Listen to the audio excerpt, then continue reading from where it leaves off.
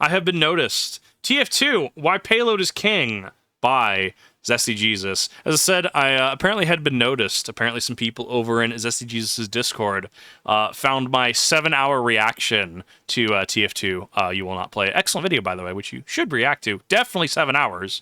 It was really good 7 hours. The video was very well put together. But I hear that they were very curious as kind of someone who's fairly new to TF2. Who kind of plays it, who kind of has some issues with the way Valve handles things, from, lack of, tagging TF2 as AI, because there is AI assets in the game at this point, to, this just the eternal mismanagement, lack of quick play, removing items like, collector sets, just a lot of stuff, right? But it's been very fun to play TF2 when I can, and some people over there in his Discord were very curious on my take on this. So, without further ado, buckle up, it's going to be a long one. This video is sponsored by Last Flag.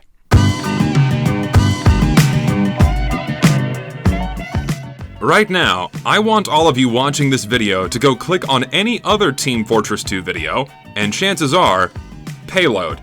Payload, payload, payload, payload, Yeah. payload, payload. Oh my god, what's going on? Why? Well, I bet the knee-jerk answer is, well, hey, Payload is fun. And yeah, you'd be right. Payload is indeed a very fun game mode.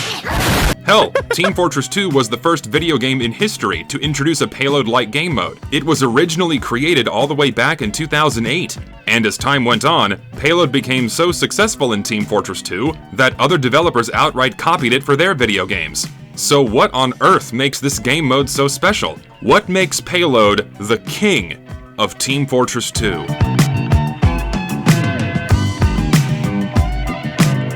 I would honestly say at face value, it's the clear and defined objectives. You sit next to Payload, there is a risk reward sitting next to Payload. You're going to take a lot more fire, but you can sit on Payload as, say, heavy, and then, it's able to heal you a little bit, right? Clear and defined objectives. There's a lot of visual feedback in regards to where your front line is being pushed in opposed to their front line, where their back line is. Being able to know that the payload has to be pushed, therefore kind of funneling players into engaging with each other. I could see a few angles, honestly. I think they all fit together quite nicely.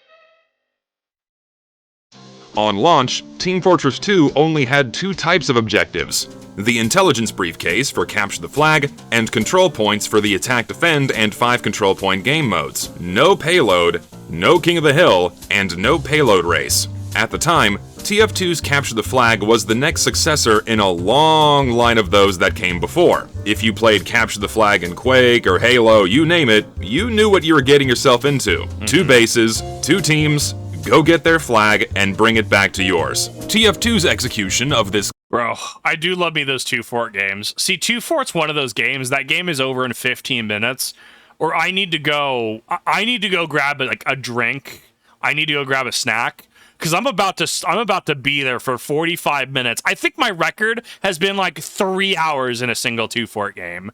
Bro, those games are wild. You have such wild swings, and even then it can be a zero-sum game until eventually you just decide to sleege puss what? 4 engineers at the front of red base, and you just build 4 sentries at the actual base, and you just decide to push and sleaze them.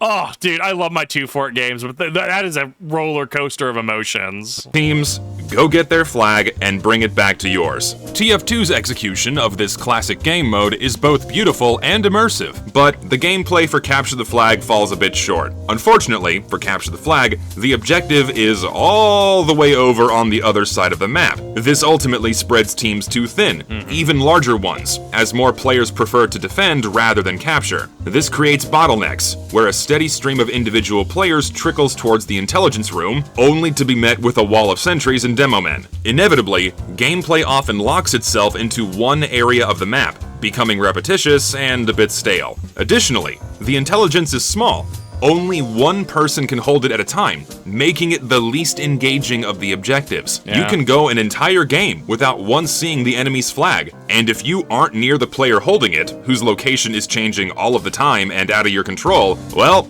you're on your own, hoping that whatever you're doing is contributing towards the fight. And if you're the one holding the flag, you'd better be good enough at the game to make some progress. This isn't saying that Capture the Flag is a bad game mode. In fact, it's a fan favorite for new players, because there's less emphasis on the objective itself. They can take their time learning the game's mechanics at their own pace. Despite this, Capture the Flag is often viewed as the weakest of Team Fortress 2's game modes. Before getting to the second kind of objective, if you'd like... I can see that, honestly. I could see it getting very grindy and very slog heavy. I could see that. I'm not a fan, personally, of Payload Race. I think it has its strengths. Having only played a few games of it. I also played the Halloween event, where, like, you go through the match, and then you spawn into the Hell Dimension or whatever, and then you have to PvE there. Sorry, PvP there. That one was interesting, but I know we're talking about like actual like always on rotation game modes. So I don't know.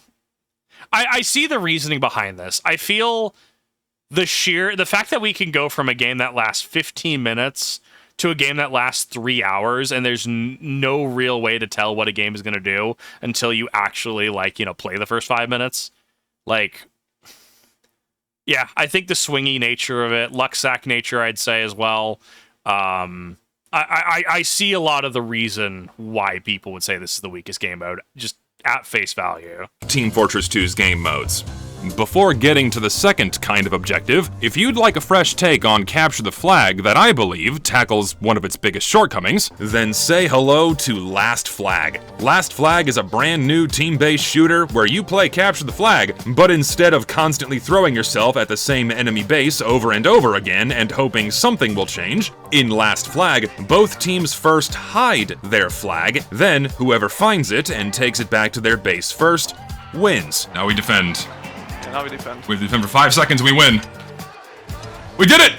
We win! Hey, you won the Yes! match. You don't know where to start looking? Well, taking over radio towers around the map gradually eliminates where the flag isn't. So hear me out. What if we had a game where it was like Gmod prop hunt, but it was flag? Imagine the flag being a tin can that you've passed over 20 times. Frustrating, yes. Hilarious. Farmable for clips? Oh, absolutely. It's a really refreshing and genuinely fun take on Capture the Flag that focuses way more on offense than defense. I'm honestly shocked this hasn't been done before. Now listen, I've always maintained that I would never advertise something on my channel that I myself have not used nor played, but I've played Last Flag, and it's actually very fun. No, you don't. That's cleaning house, buddy. Oh, look at me go. If you'd like to give Last Flag a shot, the game just launched on April 14th, and during its first week, the game is 20% off. The link is pinned down below. Plus, the first 50 people to redeem my code in-game receive a free Team LFF skin that is yours to keep forever. Thank you so much to Last Flag for sponsoring this video. It's really a fresh take on a classic premise that I wholeheartedly recommend. I mean, I liked it, especially if he's played the game himself, if he enjoys the game. Like, I always have a better time with ad reads where, like, the person actually, like, uses, engages with, plays the product, right? So, I mean, that's a selling point for me. It makes me wonder how the game actually turned out. Now then, Capture the Flag aside, the second objective type that TF2 had on launch was the control point, which is the polar opposite of the intelligence. Instead of one player controlling the objective, you have large areas that anyone can interact with, whenever they want. All that's required is your presence. A player's skill matters infinitely less, meaning any player, new and old, can not only easily understand what needs to be done, but also contribute. This makes control points a far more engaging objective. However, stationary objectives are far less interesting than mobile objectives.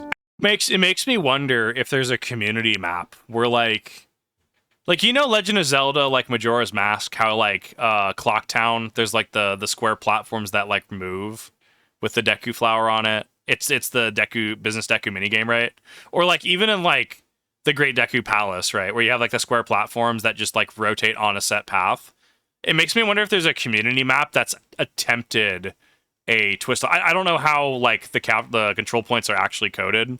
Like What I'm trying to say is, like, have a map, but you have an easy way to get to a moving control point, right? Whether it be on just a floating platform, maybe it's, maybe there's a train that rotates around the map, and then you get physics, you just get kill binded if you actually, like, jump in front of the train, but you hop on the slow moving train, and it rotates. Or maybe there's like two different tracks. I wonder if community maps have tried to tackle this issue, because the stationary nature of them is a strength as well as their weakness. It's a double-edged sword, right? On one hand, it's a stationary point. You know where it's at. On the other hand, it's a stationary point, and your enemy knows where it's at. So, I mean, there's a little bit of a risk-reward there. And it makes me wonder what permutations on the formula exist to have potential to address the issues in terms of design. And I say issues very lightly here. As with Capture the Flag, gameplay around control points often locks into one area of the map for an extended period of time, which, for many players, makes gameplay a bit stale. But what if we had a game mode that takes the strengths of both a mobile objective and one that anyone can interact with? Yeah. Say hello to Payload. Payload was the natural evolution from the control point. Instead of a stationary control point, the objective moves along a set path, which creates gradually shifting staging areas that keep the game fresh.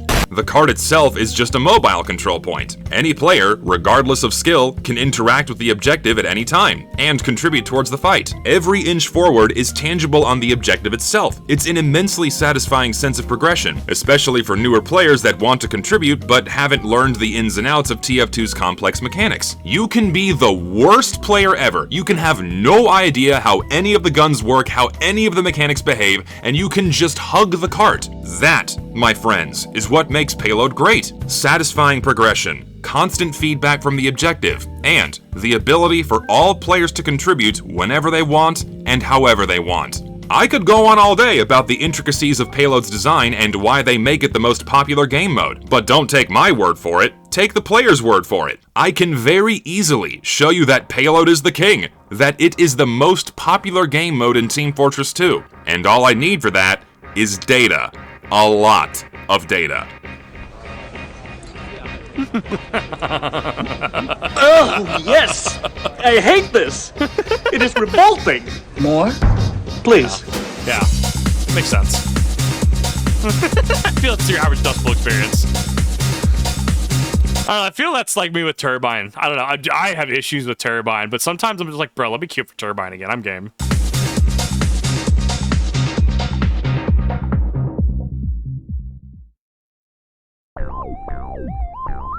If you go on Steam and navigate to your personal game data for Team Fortress 2, you can find your casual mode match history. This records a ton of different stats on every single casual match you've ever played. Most of these stats are related to your in-game performance, like how many points you scored, how many kills you got, so on and so forth. But your match history also records what is known as a map index for every match you've played. Every map in TF2 has one. You can see a full list of the indices in the game files, but I made a lookup table for your convenience. With this, I can see what maps I've played on. But I can't just use my own casual mode match history to see if Payload is the most popular game mode.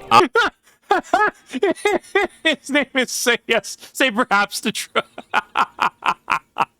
Oh, that's peak. Obviously, it's biased towards my own behavior, and my own behavior dictates that Powerhouse is the best map in the game, therefore Payload sucks, end of the video, we're done. Got him! So, instead of using my own data, I reached out to all of you and asked for you to send in your casual mode match history. And you guys are awesome. 3,389 of you sent in your data, and after some data cleaning and organization, I was left with a grand total of a whopping 8.1 million matches of casual mode. That's awesome. For the record, I removed Scream Fortress and Smithsmith matches. Halloween maps are grinded for contracts, independent of game mode, and Smithsmith maps, well, we don't talk about those. Like, really, dude? This is a TF2 map now. Next, I sorted every match not only by game mode, but also by map. And sure enough, by volume, Payload is indeed the most played game mode in Team Fortress 2. Payload makes up 36% of all matches played, followed by Capture the Flag at 21%, Attack Defend at 16%, King of the Hill at 14%, 5 Control Point at 6%, Payload Race at 3%, and the lesser game modes filling out the rest. And I'm gonna be honest, that makes a lot of sense. I've only played Payload Race like once. Anytime I'll queue up casual, it's like, it's either Payload or Capture the Flag. Sometimes I'll get like 5-point control, but it's mostly Payload. while we're at it, let's take a look at the most popular maps in Team Fortress 2. Here are the top 10 rankings. Any guesses as to what's number 1? If you guess 2 Fort, well, there's no prize, you're just correct. 2 Fort is the most played map in Team Fortress 2, blowing all others out of the water by an additional 500,000 matches played. I just enjoy 2 Fort. It's fun. Just for perspective, 13% of all matches played took place on 2 Fort. Nearly tied for second place, we have Badwater and Upward. Surprise, surprise, I'm sure some of y'all thought that one of these would be number 1. Badwater and Upward are followed by Dust Bowl, Harvest, Turbine, Frontier, Swiftwater, Barn Blitz, and Borneo. 6 of the top 10 maps are Payload, and the other 4 are mainstay favorites. But we can go further. Some of you might have picked up on this, but volume alone isn't always the perfect representative for a map's popularity. Reason being, not every map has been in the game for the same amount of time. Casual mode started with 66 maps, whereas the majority of the additional 60 have been added over the last 3 years. They all haven't had the same amount of time to accumulate matches. So, a more appropriate gauge of popularity is the frequency at which each map is played. So, instead of volume, I calculated how often each map is played per week on average. If we look at game mode distribution again, players join roughly 22,000 matches each week, and nearly 9,000 of those are Payload. Honestly, these metrics just blow me out of the water. Let me double check something really quick. I'm curious. Because this is going to be a point where it's going to make me really sad if these are the numbers I'm thinking of. So if I go here, I go Community Hub. There are, as of right now, there are 53,000 players in this game. And yet Valve chooses to do jack all with this game. That's the part that frustrates me, dude. That's the part that blows me out of the water. Like, these are numbers that, like, any game studio would want to see. That is mind-boggling to me. And just go buy funny hat. Go get these AI slop war paints that a very specific group of individuals keep pushing. Just 30% of those bots are bots, by the way. Even still, like, that's still solid in terms of numbers. I mean, it's more than Marathon has right now. Again, players join roughly 22,000 matches each week, and nearly 9,000 of those are Payload, meaning Payload accommodates 40% of all player traffic. Seriously, think about that for a second. That's almost half of all player traffic. I was expecting it to be big, but not that big. And now if we look at the top 10 maps by frequency, well, not much changed. Ultimately, it's the same story. 6 of the top 10 maps are Payload, with the other 4 being mainstay favorites. But Borneo got dethroned by Pier. And there you have it. Payload is the most popular game mode in Team Fortress 2. Aw, but Zesty, that's no fun. Where did Borneo go? And what about all the other maps? Well, alright, it's fun to dive into these stats, so let's take a look. Here is a chart of the full rankings. Unfortunately, I can't cram in all of the map names on this chart, so you're gonna need to use that lookup table I linked in the description below. You know what? I think that's a really competent way to do that. Because, yeah, like, this is just, like your graph's x-axis has just extended the full length of my screen, right? Like, at a certain point, you can throw data up, but you have to manage the information in a certain way. So I actually really like how this is truncated. Plotting up the full rankings, and we can see that... Oh, wow, that is really bad. That's a curve. Just by visual inspection, the overwhelming majority of player traffic flows through a small handful of maps. Players join roughly 22,000 matches of TF2 each week, and over 15,000 of them take place on the top 25 maps. Meaning, these maps accommodate 70% of player traffic. Yikes. 70%. The drop-off in activity is shocking. Compare Badwater's nearly 1,500 matches per week at rank number 2 to Embargo's 166 matches per week at rank 32. Not 102, 32. If I highlight all of the Payload maps, the vast majority of them dominate the upper ranks. Moreover, the most popular maps in Team Fortress 2 are overwhelmingly those added before 2018. Christ, only 4 maps added after 2018 break into the top 25. Pier, Phoenix, Odyssey, and Patagonia. I'm trying to remember how they do their maps. Aren't new maps community submissions? I don't know when the cutoff for that is. I do feel like this was, after 18 is the 20 bot crisis, right? Like, that's after the bot crisis, I think. I'm getting my timelines here mixed up a little bit. I mean, at least we have new maps in the rotation, so it does show that there can still be Ws when it comes to new maps.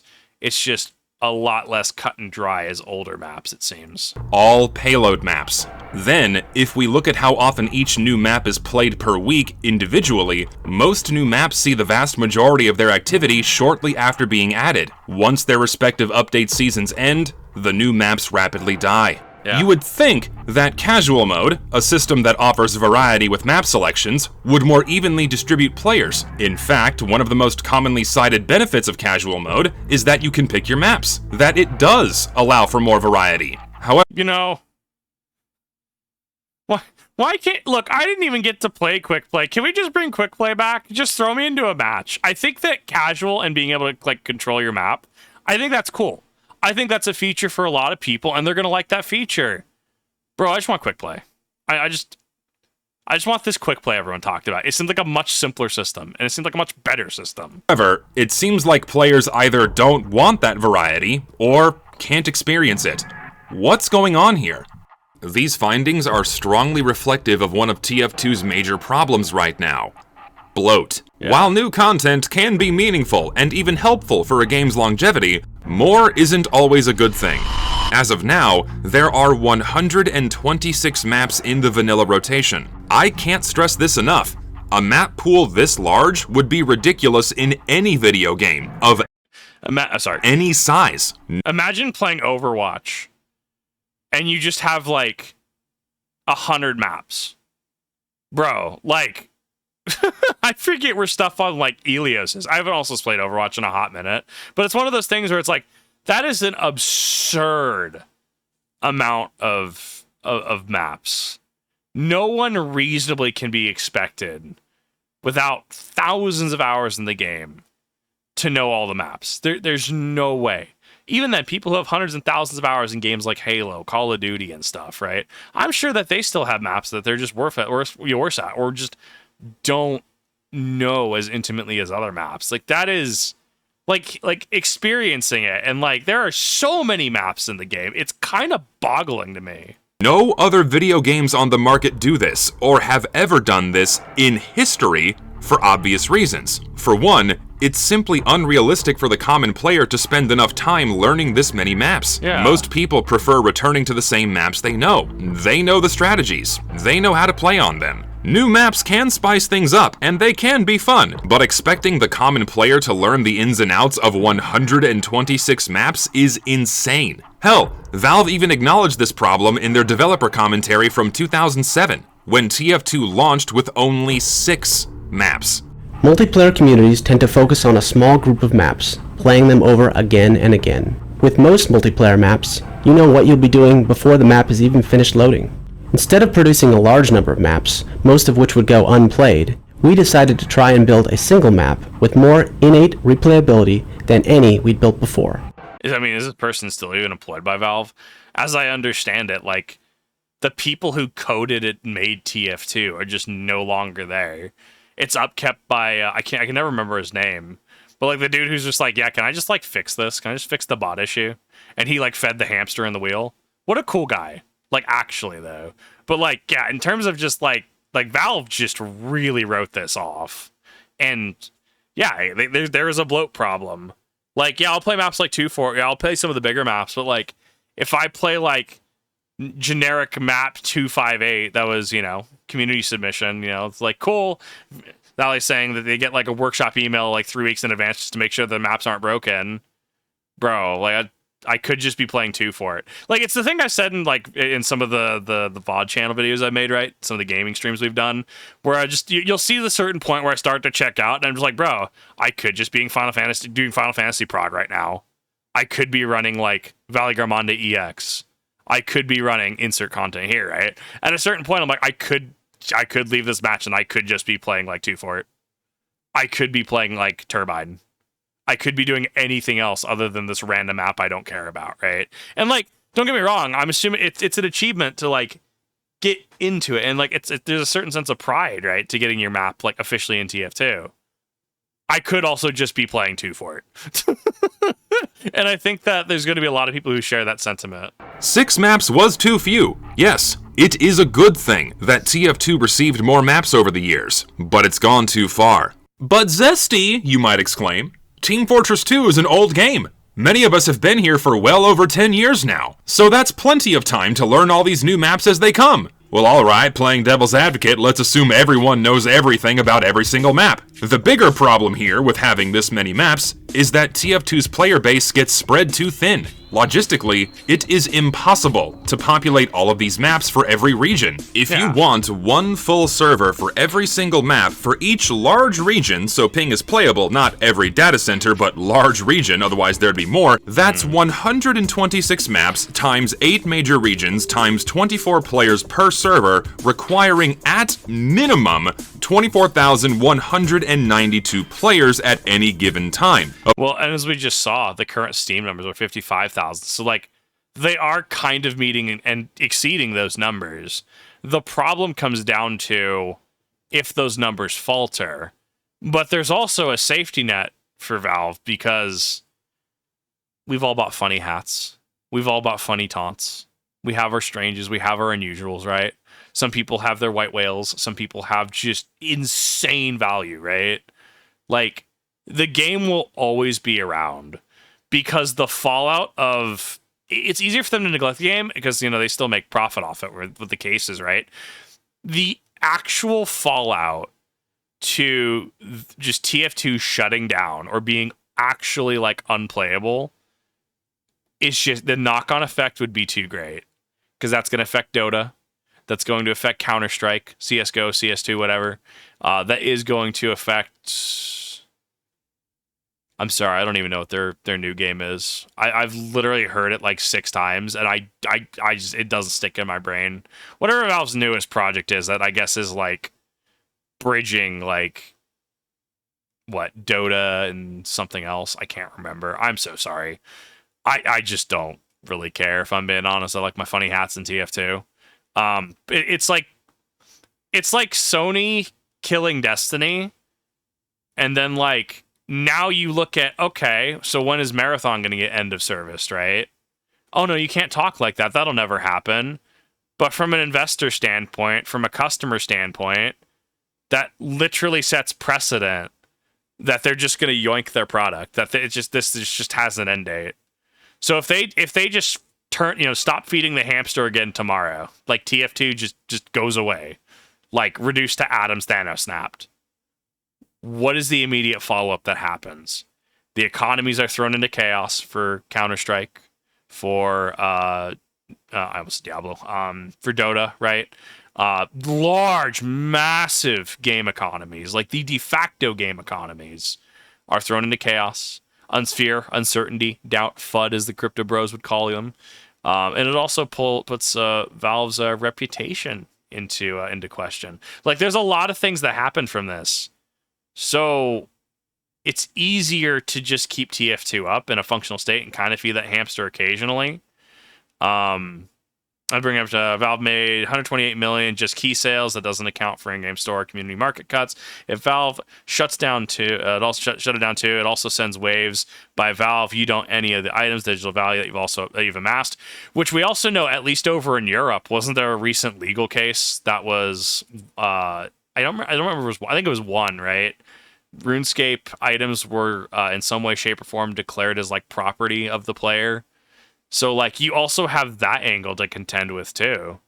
And Valve and legal right now are in a very interesting situation because they're getting sued for a few things. The Gabbin's having to give a few statements on some things. I can't wait to see where this whole AI business with Steam in general goes, and kind of selectively enforcing rules, right? TF2, known AI skins, no AI label. Random game 256, oh, you need an AI label for that, right? Which is because of the workshop exemption. That's the workaround. There are knock-on effects. It is in Valve's best interest to keep TF2 going in as minimal capacity as they can to maximize generated revenue and to maintain that security for all of the in-game economies, for TF2's in-game economy, for Counter-Strike's economy, for Dota's economy, for Valve property number 4, whatever this new game is that they're working on, right? There are reasons. They are currently meeting population cap, like circling back around to the subject at hand. They're currently meeting and well exceeding population, even if 30% of those are bots, right? If numbers did falter enough, that might spook them. But I mean, we're talking like we would need like marathon numbers. We would need less than 10,000 players on a given day. And because of time sunk, because of Valve bias, whatever it is, right? And don't get me wrong, I use Steam, for everything, right? Like, yeah, Steam's just the marketplace that offers the best deal, simple as. We would need to get marathon numbers to really see Valve get spooked. Of course, most of the time, TF2 doesn't have this many players inside of Valve servers globally, so we're already reaching impossible standards here. Back in the day, you could play on any map you wanted without issue, but these days, we have sluggish or outright non-existent server population. You know what? God bless Gabbin for giving me the cookie clicker button for the rank emblem. That's how we pass the time, see? That's why that was implemented. Because when you're queuing for casual, you gotta cookie clicker your emblem. For everything other than Payload and the small handful of non-Payload maps in the upper ranks. If you want anything outside of this, it's a complete gamble to get what you want. Many classic maps are practically impossible to play on. You want to play on Sawmill? Sawmill! Shout it from the mountaintops, baby! Sawmill! Sorry, it's Harvest and you're playing Sniper. You want to play on Mountain Lab? One of my personal favorite maps? Nope, too bad, it's Dust Bowl again. You want to play on Pipeline? Oh, well, Zesty, you might exclaim again. Just tick off the maps you don't want to play on. But that's the thing, is that doesn't resolve the issue. So, like, let's say you want to play on Pipeline, or you want to play on, like, any of the maps that he just mentioned, like Sawmill, right? Let's say I wanted to hypothetically queue for just Sawmill. The lobby still needs to be there. The players still need to be... Yako in chat. Right, Pipeline is a map. Wow, people really don't like Pipeline. Sorry, if you don't have something from the top 25 selected, or Payload, you'll be waiting around indefinitely for games that do not exist. This has become such a meme in Team Fortress 2 that we have entire YouTube channels dedicated to queuing for one map and one map only. Bro, why have I not done this? This is perfect. You know, this is going to be my B-roll when we do the Dingus Unhinged podcast again. My B-roll is just going to be queuing. Pipeline, Doomsday, Nightfall, all of these classic maps that have been in the game for over a decade, and they hit queue times of 1 hour, 2 hours, 4 hours. This is ridiculous. Wonderful. In other words, you can certainly queue for as many maps as you'd like. You can even queue for a single map, but that doesn't mean you'll get to play on them. Further proof of this is this really nifty tool that recently went public. This in regards to chat, yeah, I played Pipeline. I enjoyed it. Like, that's the one Payload race map that I've played. It was interesting. Like, not my favorite game mode, but like it functioned, it worked. Further proof of this is this really nifty tool that recently went public. This tool taps into Steam's API and shows Valve server activity, including what region active servers are located and what maps they're running. At any given time, the vast majority of maps are simply not being played anywhere in the world. Man, I could really go for some Sawmill right now. Yeah, there's only 2 servers in Poland running it right now at 4 in the afternoon. Awesome. You know what? I'm sure those Polish players are having a blast on Sawmill. I'm in Texas, by the way. Man, I really want to play on some Mountain Lab, and no one's playing Mountain Lab right now. Try again later. And for lower population regions like Australia, oh my god, I feel so sorry for you guys. If you don't like 2 Fort, well, you're shit out of luck down under. I could What do you got? We have 2 Fort. Okay, what else do you got? We have 2 Fort. Do you have any other maps? I don't think you understand. We have 2 Forts. also cite diminishing map quality as another reason why many maps go underplayed. It's pretty obvious why players overwhelmingly prefer Frontier over Venice. Hey, yo, what the fuck? In fact, I think it's very safe to say that most players use map selections to omit the many poor quality maps we've received. But So this is thus a redundant feature. Oh, but you can use it to control the thing. No, I don't think you understand. I'm turning off the maps I know I will not get queues for. this doesn't explain why countless traditionally beloved and populated maps have been downright catatonic for years. Players used to love these maps. Oh, Venice is a map with AI-generated assets. And that's the thing. If there's clearly AI assets in the game, where's my AI tag, Steam? I think y'all need to play fair, okay? Don't get me wrong, I appreciate the AI tag. I feel that you can't use the workshop policy to be a scapegoat to not play by your own rules. I just think that's a little sleazy in my own opinion, personal opinion. Obviously not, legally binding. But now they're ghost towns. The question is, why? Why do players overwhelmingly prefer Payload? 40% of player traffic. Why do players avoid entire areas of the game that we all once loved? I don't believe players choose Payload over everything else because it's the best or because all the other game modes are flawed somehow. I'm not satisfied with that answer. There's more to this. It's not as simple as there being too many maps. That is a problem, yes, but I believe Payload is the most popular game mode for a much simpler reason. A mechanical reason that hasn't always been present in Team Fortress 2. And it all hinges on time.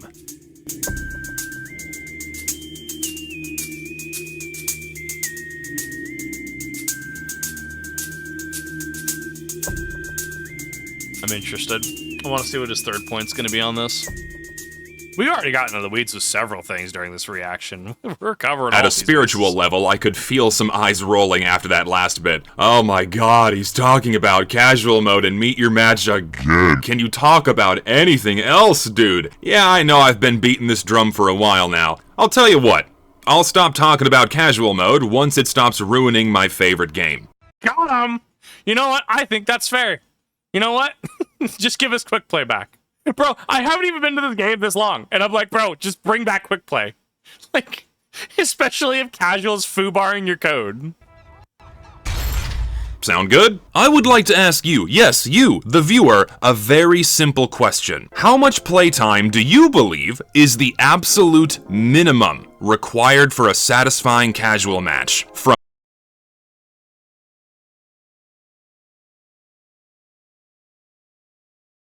It's a good question. I have to think on this one. Satisfying? 10 to 15 minutes. I would say once you hit that 20, it starts to become a little bit of a slogfest. Under 10, it's just a stomp. I would say 10 to 15. From when you first start playing until the match is over. I polled my own channel on this, and I polled Reddit. Overwhelmingly, by a landslide, the consensus is that 10 minutes is the hard expected minimum, with the majority of players desiring more than 10 minutes. Hence, I think I can... Yeah, 10 to 20. Call it good, right? I mean, you're effectively like watching it, like TV, right? You're watching an episode of something, right? You know, because like approximately 20 minutes plus commercials and stuff. You can sit down, enjoy a match, and call it good. And maybe you get stomped and, you know, you can go into another queue, or you stomp the enemy, you go into another queue.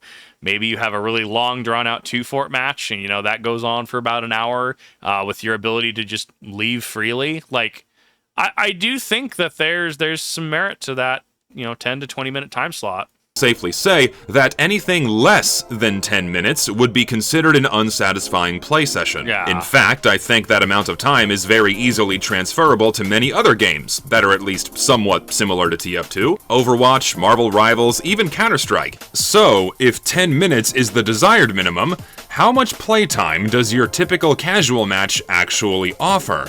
You know, now that I think about it, like running Destiny 2, because I've done Root of Nightmare like sub 30 minutes. It's not every run. It's those are some of the fastest runs I've ever done. It feels so satisfying to do the entirety of a raid in 20 minutes. You show up, you stomp mechanics, you nuke boss health bars, and everybody claps, each other on the back, says good game, and then we leave and do other things, right? I'm not spending 4 hours again in Vault of Glass, or 3.5 trying to drag people through War Priest, and I almost said Crota, in Kingsfall, right? Even applying this to a completely different genre, right? Looter shooter, right? 20 to 30 minutes, 10 minutes is a little unreasonable, right? That's speedrun at that point. But a raid being 20 to 30 minutes in Destiny 2? Oh, dude, I'm into that. That's actually peak territory. Anyways, back onto the poll, not polling, back onto the data at hand. Well, thankfully, that's a very easy question to answer, and it's an answer that you're not gonna like. Going back to your casual mode match history, your records also keep track of match duration. This records the total length of every casual match from when the doors open until the final round ends, regardless if you were in the server the entire time. Okay. Using this and a couple of other stats, I can calculate how much playtime players experienced in every single casual match. And as a byproduct, I can also calculate how often players join ongoing games, how often players stay for the server reset, and how often players abandon their games. The math for all of this is pretty complex, so instead of a 20-minute math lesson that will guarantee turn everyone's brains off, I've opted to upload a supplementary document alongside the raw data, linked in the description below. If you're interested in how I did my stats, you can go have a look at this on your own time. That aside, before I show you playtime, since I'm interested in the amount of playtime that casual mode provides, I need to exclude matches where players abandon their games. Since they willingly cut their playtime short, the playtime offered in these matches would not be reflective of casual mode's functionality. After doing this, the size of this cull is shocking. My sample size drops from 8.1 million matches to 4.7 million matches, meaning players abandon their games 42% of the time. Can you imagine any other game with that? Rage quits happen, don't get me wrong. Call of Duty, Battlefield. Probably happens in Overwatch. I'd actually be curious what the abandon rate in Overwatch is, actually. Can you just imagine this abandon rate in any other game? That is insane to me. 42%. That's pushing half. And, as an aside, the abandonment rate did not change after Valve banned the bots. Year after year, it's remained about the same. Pretty surprising, actually. Now then, you would think that if TF2's match-based play produced reasonably fun games, reasonably satisfying games, that the abandonment rate wouldn't be pushing half of all games. Of course, one could say, well, you don't know why players abandon their game. Maybe it's because they're done playing for the day. But that's not 42% of the time. No, that's not reasonable. That is not a reasonable reflection. That is people just alt F4ing, escaping. You're going to have your rage quits. You're going to have, people, hey, I'm done for the day, but this already queued up. Match could just not be fun. So you'd also have to compare that with, how many people are abandoning games and then re-queuing, which I don't know how you'd even remotely get that as an actual, data point. Overwatch does have the heavy penalty system. That is fair. Which is, penalty systems are there to enforce. I think, ranked TF2 has a penalty system, but, casual does not. I mean, I honestly think a big fix to this is have fewer maps, but make more quality maps. This all comes down to, once again, paying attention to TF2. Pay attention to a thing that is literally making you money on choosing keys, choosing, war paints and hats from the community workshop, and, hey, go buy these keys, go buy these cases. And then YouTubers do the case openings, which, market it literally for you. So I feel like just asking to have Valve take TF2 seriously and not, like earlier, not have a whole like blog post about an MVM update that was announced over a year ago. Then they forget it. And then, we need to like say we didn't forget the MVM update. Bro, just take the game seriously at minimum. And I think unilaterally, whether you're a fan of TF2, whether you're a fan of Valve, whether you, I don't know, think EA Origin is, we don't even use Origin anymore. Whatever EA's new app is just the best thing out there. Whatever your opinion, I think we can look at this and say that Valve just isn't respecting our time on this. Valve does not take TF2 seriously. Valve does not respect the player's time for TF2. And Valve doesn't care about the state of the game. It's literally the contractor who fed the hamster and is keeping this game going. Like, absolute just Giga Chad. An abandonment rate of 42% is insanely high, indicative that many players are not satisfied with the games they're being placed into. Moreover, players aren't given any reason to stay when they're thrown into an unbalanced game. Yeah. Ongoing stomps usually have no hope of becoming balanced, and since there's no abandonment penalties, every match is disposable. Remember, Valve removed abandonment penalties on day 2. These were an intentional feature, walk back to save phase, which Ali in chat does actually corroborate. On day 1 of Meet Your Match, you receive a penalty for leaving casual match in TF2, a game where you could always come and go as you please. Like, yeah, this was intended to ship with penalties, but then they realized it was a really bad look. And then I honestly feel like this is like, how do I word this? Like, when somebody has a thing and they really want to do the thing, but the moment, like, they don't have executive control over the thing, they get upset and then they just leave. Or they suddenly, like, lose interest in the thing because now they don't have full executive control over the thing. Like, it could be a project. It could be, maybe something that they just really like doing. I feel like that's Valve looking at TF2. Like, we're going to introduce casual, and there will be penalties. Day 1, people are penalized for leaving the games. Players, this isn't worth my time. We're going to leave and do things. Oh, no. Day 2, we're going to walk this back, so now there's no longer penalties. Well, why should we care about this? Because we had to renege on this penalty system. It's just not what we want to do. Therefore, cool, just give us more funny war paints, give us more funny hats. We're going to break the game every time we update it. Like, I'm starting to see how all of this interfeeds with each other. And, like, I have the benefit of, wow, Kip, you really didn't play TF2 in its heyday. You are actually coming into this with, like, you sweet summer child. Yeah, no, like, you're just getting just both barreled by what Valve has been doing to this game for the past, 20 years. Players are completely free to constantly re-queue until they get a match that's more balanced, lasts longer, and is therefore more fun, because they actually get to play the game. And with my 4.7 million matches left over, I can prove that players overwhelmingly choose the game modes and the maps that offer them the greatest amount of playtime. I mean, he's got the data to back it up. Cool, I'm into that. Let's start by looking at playtime across all casual matches, just to get an idea of what's going on. Here is what is known as a histogram. This simply groups matches together by equal intervals of playtime. This first bar shows the play sessions that last 0 to 1 minute, then 1 to 2 minutes. You get the idea. Before moving on, it's kind of insane how many matches last under 2 minutes. What the fuck? I haven't even shown the rest of the data yet. Look at how tall these 2 bars are. Yeah? Anyways, here's the rest. Right away, you'll notice that the vast majority of play sessions are heavily skewed to be shorter. On average, yeah, look, we get past that 20-minute mark, and look at that. Just slope straight down. I mean, I would get objective data. Cool. We don't want to play 4 hours and 2 for it. I mean, yeah, you can do that for a stream and just watch your sanity devolve, and that's a certain kind of fun. But yeah, you're noticing just under 15 to 20 minutes, right? Cool. That's what people are into. Oh, I'm sorry, this game is lasting above 25 minutes.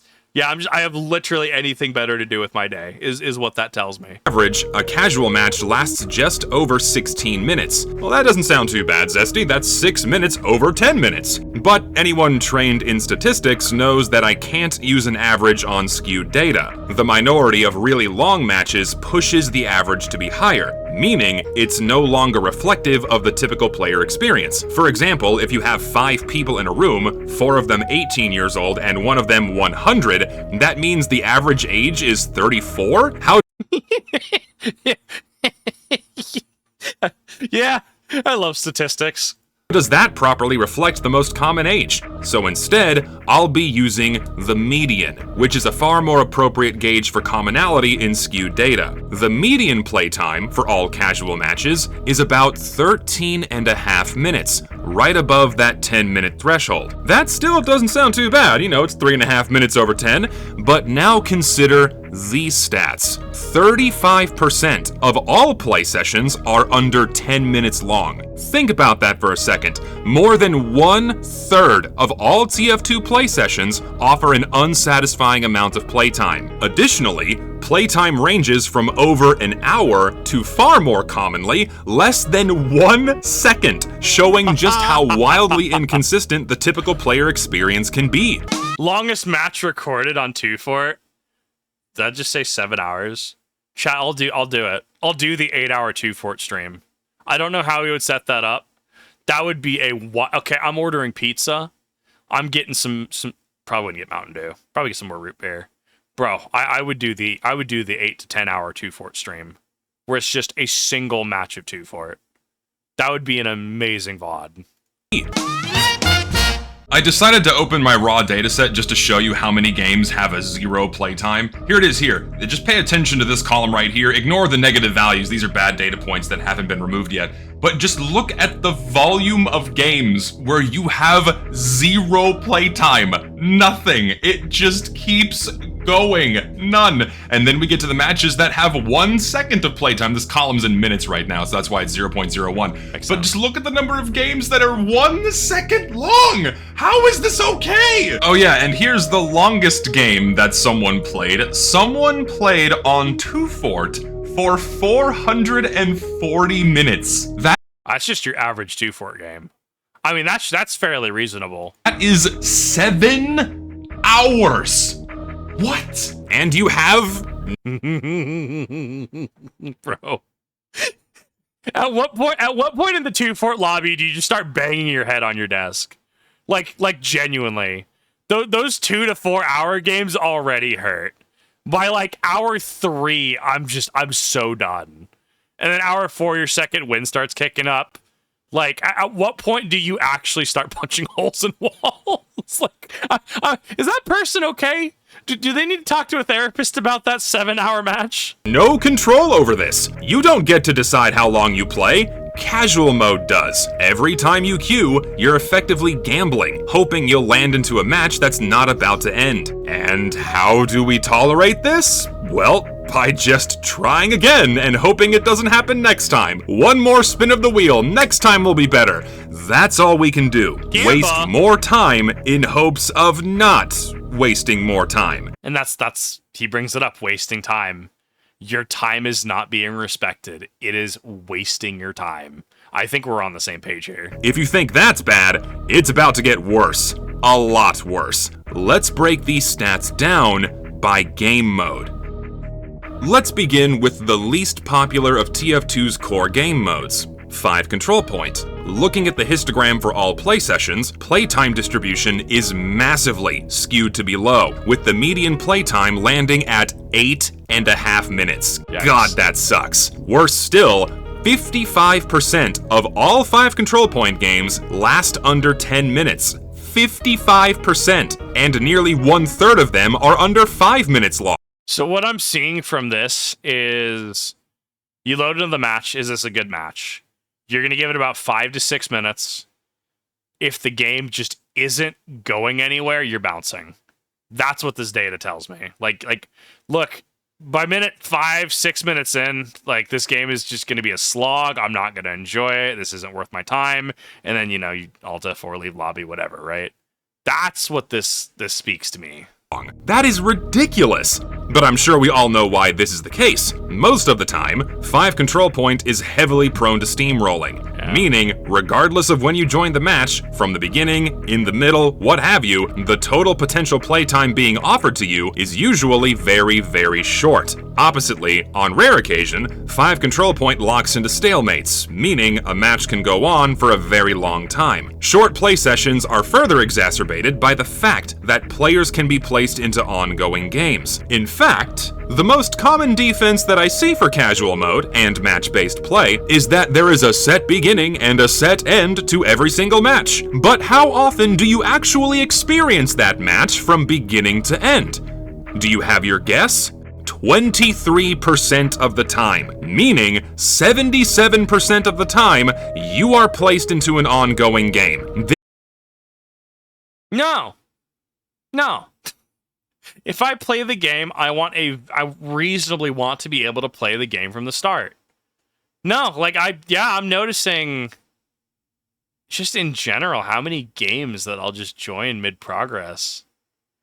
The fact that it is you flip 2 coins, and on the roll that you effectively get double heads, so approximately 25%, right? Like, that is wild to me.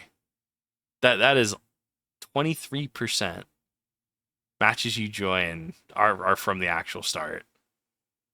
That's wild to me. This automatically guarantees even less playtime, especially for 5 Control Point. Matches have a hard win-loss condition, a best 2 out of 3. Once that's met, it's game over. So usually, much to our dismay, we're placed into an ongoing game that's only a few minutes away from ending, and oftentimes, even after it's already ended. I already missed the first half of the fucking game, and it was a roll! This match is gonna be over in 3 minutes. Watch. Yep, good game. It was not even a minute. What's the point of match-based play if I miss the first half of the fucking game and then play for 60 seconds? Imagine like Call of Duty or Halo, Battlefield, Overwatch, whatever, right? Like, imagine like being just most every single time, like 75% of the time, just joining a game in progress.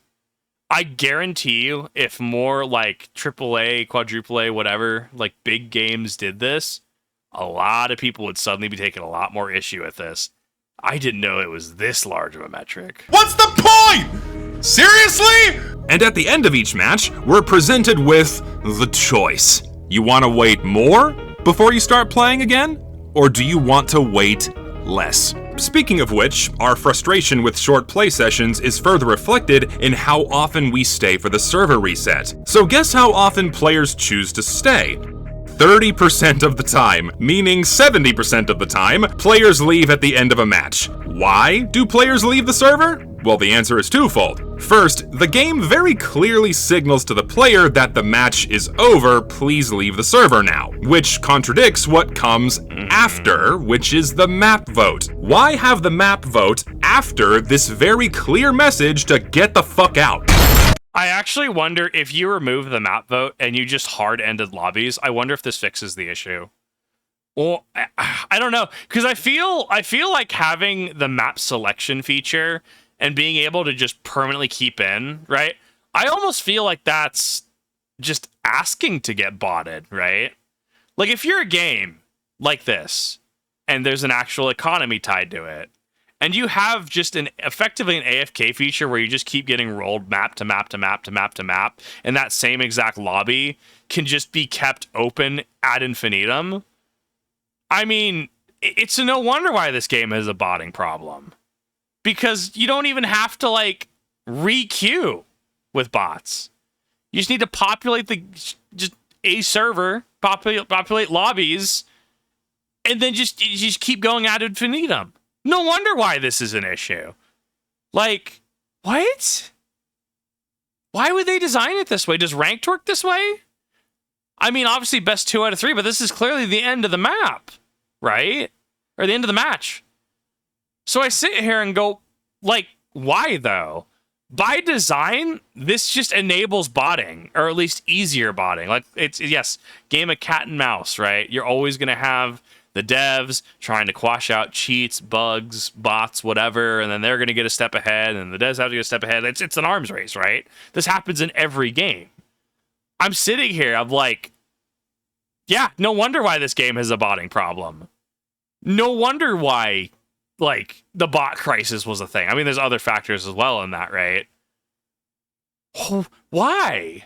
Why would you design it this way?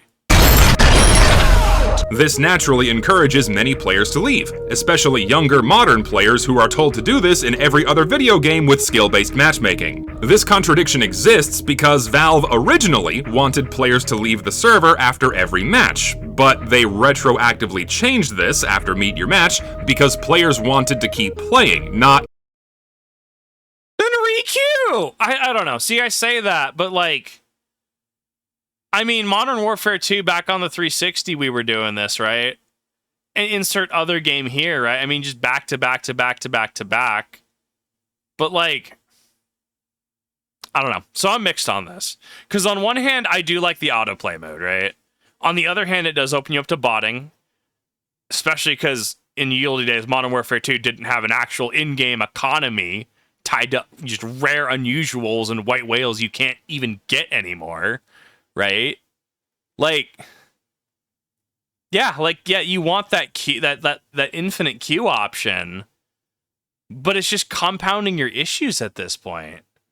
Especially when, by design, the auto queue is slower than leaving the game and requeuing. Wait for the next match competitive mode with real winners and real losers and real cheaters and real hackers. I guess, yeah.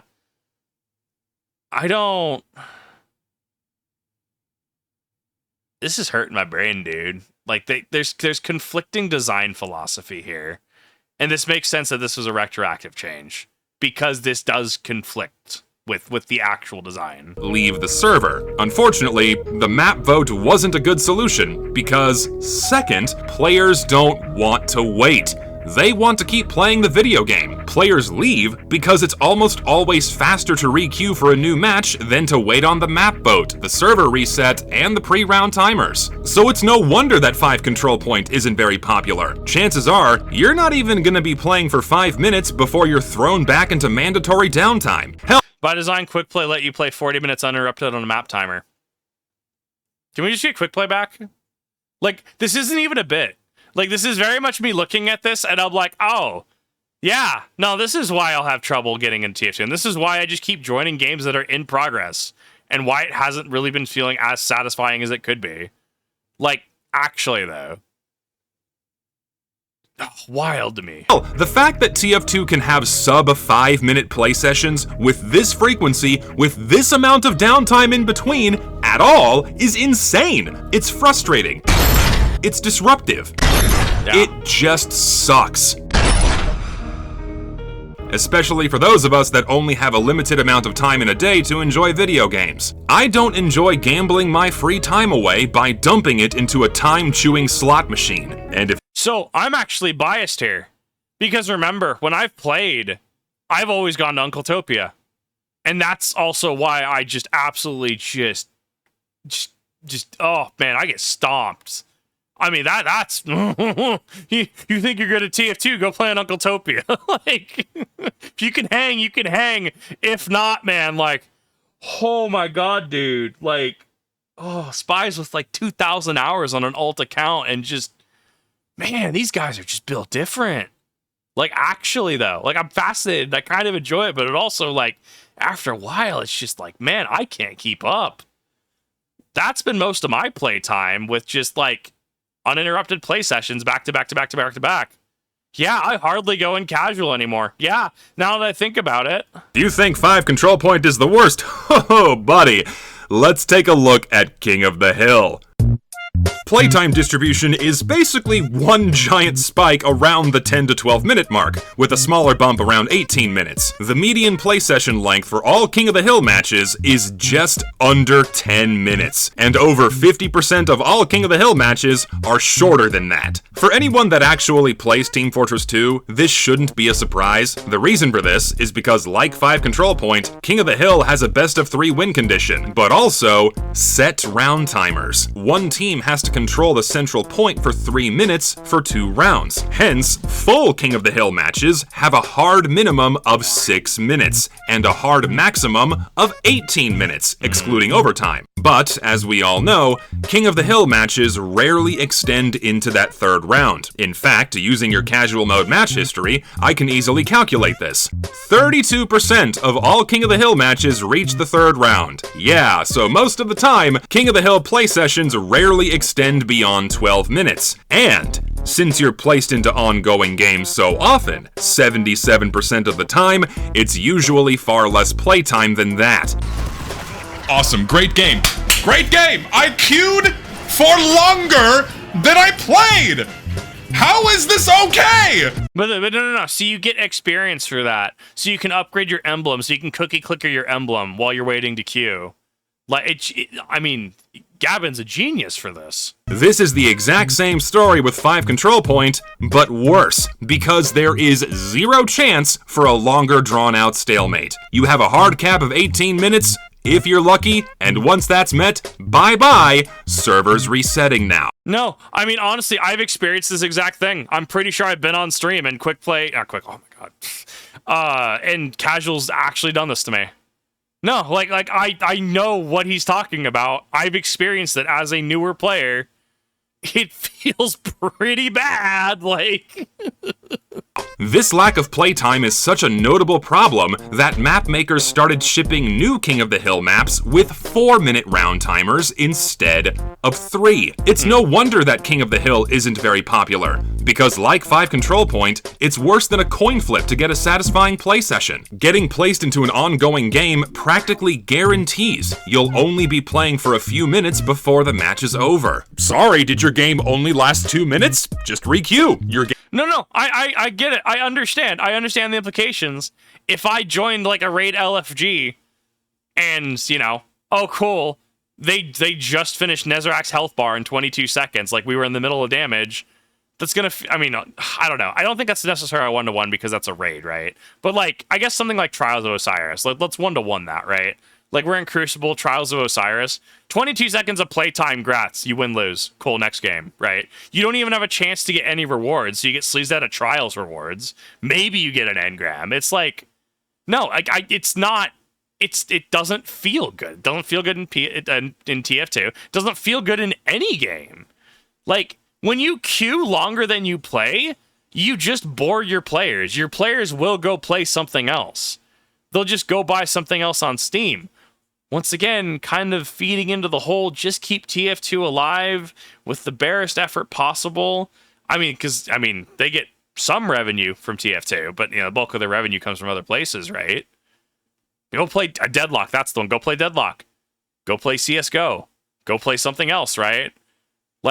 Oh, but the game's alive. All your unusuals and stuff are still there. So, there's kind of that insurance. It all feeds into this, this understanding I have where, they keep this alive as kind of a token gesture, so that way, the Counter-Strike and, Dota economies just don't collapse. Game lasts 5 minutes? Re-queue. Your game lasts 3 minutes? Re-queue. Your game lasts 20 seconds? Re-queue. How is this fun? How is this fun for anyone? Speaking of short games, here's a doozy. Let's take a look at Capture the Flag. That sounds like an oxymoron, doesn't it? Short Capture the Flag games? Most people think of Capture the Flag as the game mode that lasts forever. But if we take a look at the playtime histogram, that's not the case at all. Once again, play sessions are massively skewed to be low, with the median playtime landing at just under 13 minutes. Well, that's not so bad, not nearly as bad as 5 Control Point or King of the Hill, but this felt high to me. Anecdotally, whenever I'm playing Capture the Flag, most of my matches are really frickin' short. Then it hit me.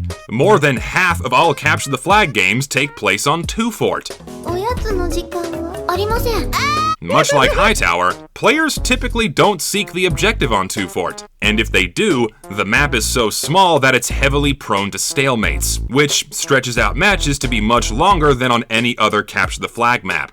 Look, from my experience, limited experience with 2 Fort, it's very much a Slayer fest. You poke and prod. Maybe you get Engineer and Teleporter set up into, enemy sewer. You're pushing with your team if you want to make any sort of meaningful progress. Sometimes you as a scout or a spy Sometimes you can slip behind enemy lines, especially if they don't have pyros spy checking. Be able to snag briefcase, and then maybe you like relay race that briefcase out. As long as you get it outside their base, once it's on your side, like middle bridge gets a little contested, but like if you can get it on your side, generally you can take away. Middle bridge can still be pretty bad, especially if they're all pushing to get briefcase back. Like, it's very much a poke and prod fest. It is very much we're gonna mess around. We're gonna play Slayer for a bit, and then eventually, like, the team pushes happen, and then people kind of devolve back into Slayer if those go badly. Watch what happens when I remove 2 Fort from the stats pool. Play session length drops drastically, with the median playtime dropping to just under 10 minutes. Yep, that sounds about right. And just like King of the Hill and 5 Control Point, more than half of your Capture the Flag play sessions are under 10 minutes long. Excluding 2 Fort, of course. Like 5 Control Point, Capture the Flag is mostly prone to steamrolling, and on rare occasion, long stalemates. Thanks to that best of 3 capture condition, and getting placed into ongoing games so often, your Capture the Flag play sessions are almost statistically identical to the length of 5 Control Point matches, which is utter fucking dog shit. So it was like at a stalemate for like at least an hour, and the game's about to end. Fuck! I just joined! Look at this! And lo and behold, when I remove 2 Fort from the stats pool, Capture the Flag goes from the second most popular game mode to the 4th. Much more in alignment with what we see in the list of top 25 maps. Can you really blame anyone for avoiding this game mode? Well, hey there, sport, you want to play Capture the Flag? Well, sorry, bucko, you just joined a match where one team already capped twice, and the game is over. Fuck you, re-queue again, or wait for 3 minutes.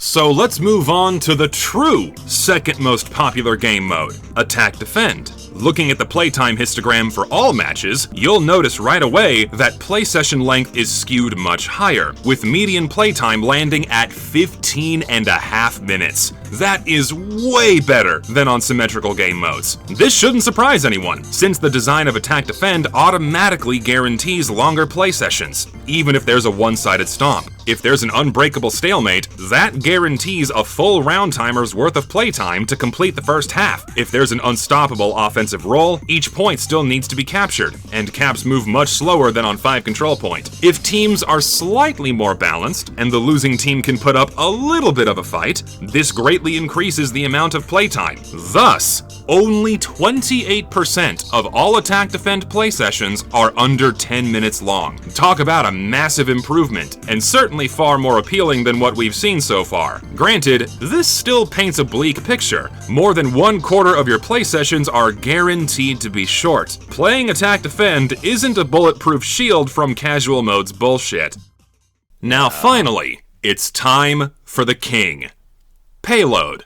Plotting up the histogram for all matches, much like Attack Defend, play session length is massively skewed to be higher, with median playtime landing over 17 minutes. Thanks to Payload's design, it consistently offers the longest play sessions, even if you're placed into an ongoing game. If there's an unbreakable defense, the map timer must be completely run down in order for the first half to end. If there's a steamroll, the stomp is forced to match the pace of the cart, increasing playtime and therefore match duration. I mean, from a metric standpoint, it makes sense, right? Like, imagine doing YouTube, right? I mean, or, you know, social media consecration, whatever, right? And it's like, hey, if I do these specific videos, my retention is just higher and metrics become higher by that result. It just makes sense and becomes a no-brainer just to lean into that, right? Or for at the very least to push that more, right? And I mean, like, yeah, we've talked about earlier, like you have that visual feedback, you know, where your front line is, where the enemy's front line is, visual progress in regards to the payload progressing or even regressing, depending if you or the enemy team are on it, right? Like, there's a lot to like about it, and the fact that it's already skewing upwards this broadly, I mean, there's a clear favoritism here. Fact, only 25% of all Payload play sessions last under 10 minutes. So even if you're placed into an ongoing game, chances are you're going to be playing for a lot longer than on any other game mode. It's no wonder that everyone flocks to Payload. It's no wonder that 44% of player traffic, almost half, chooses to reside here. Payload Weird. You mean the game mode that lets them play the game, like actually play the game, is what they choose to play? Nah, I don't believe you. Nah, that doesn't sound right. Consistently offers the greatest amount of playtime with the least amount of disruption. Players are actually given enough time to settle in and play the game, which most of us clearly agree is what everyone wants out of this video game. Granted, like Attack Defend, Payload is not immune from casual mode's bullshit. You will be screwed out of your playtime 1/4 of the time. Not exactly good odds. Just to further prove the point that players choose Payload because it offers more playtime, Wheezy made a video where players ranked all 126 maps in Team Fortress 2. Players ranked Payload maps like Venice, Breadspace, and Embargo as some of the absolute worst in Team Fortress 2. Which is even better, because Venice AI assets. Bro, I have nothing positive to say about Venice, and I don't think I've ever played on the map. Yet, according to my playtime statistics, they are some of the most played maps in the game. These crappy Payload maps, labeled as crappy by the community, independent of my influence, mind you, see more player traffic than Gravel Pit, Steel, Badlands, Viaduct, fucking Viaduct. Seriously? Other game modes. So what I'm hearing is just shovel the crap. Just put it in Payload, shovel the crap at the players. They won't even notice. Are so unappealing that players would rather subject themselves to abysmal dog shit, just so they can play the game. Even more proof of this is that pretty much every non-Payload map in the top 25 has insanely long games. Two Fort, obviously, but also Turbine, Dust Bowl, Hightower, Double Cross, and Powerhouse. It's no coincidence that they're right next to all of these Payload maps. Oh my god. Yeah, that just proves my point. Holy shit, 300 points! That's crazy! If this isn't evidence enough that players stick to Payload and these maps just to get more playtime, I don't know what else is. Now then, I'll briefly touch on Payload Race and the alternative game modes. Payload Race offers some pretty lengthy games. In fact, its median play session length blows Payload out of the water at a whopping 23.5 minutes. But I just like the logic of, hey, Payload works. What if we just add a second Payload and have that PvP element? Print that, send it, call it good. But, much like Capture the Flag, that's thanks to one map that no one seeks the objective on. Hightower. And if I remove Hightower from the pool, median play session length drops by almost a factor of 3 to under 9 minutes. Wild. God. So players not only avoid Payload Race because the queue times suck, but also because casual mode ensures that most of the time, you're gonna be playing for well under 10 minutes. It's not because these maps suddenly became terrible after being in the game for almost a decade, no sir. It's because you don't get to fucking play on them. So no one plays on them. It's a self-feeding problem. And good lord, have a look at this outlier. Poor medieval mode, man. The median playtime is under 7 minutes, with many games lasting under 4 minutes. 4 minutes, yet for some reason, De Groot Keep is the 14th most popular map. The reason why it's number 14 is because servers reset so often that it bumps the frequency of games to be insanely high, despite it likely making up a much smaller percentage of actual player traffic. Okay, so this is an arbitrary inflation because of the frequency of games played. How is it okay to reset a server every 4 to 7 minutes? What masochists willingly subject themselves to this? Would it not be more ideal to just keep playing round after round instead of resetting the server all the time? Man, what a novel concept! It's almost as if though we never had to worry about our playtime being cut short like this by a mandatory win-loss condition, the persistence of which is only required for adjusting skill ranks in a matchmaking system that doesn't form evenly skilled teams in the first place. Yeah, I feel like MMR is its own debate in this game. MMR is always a debate.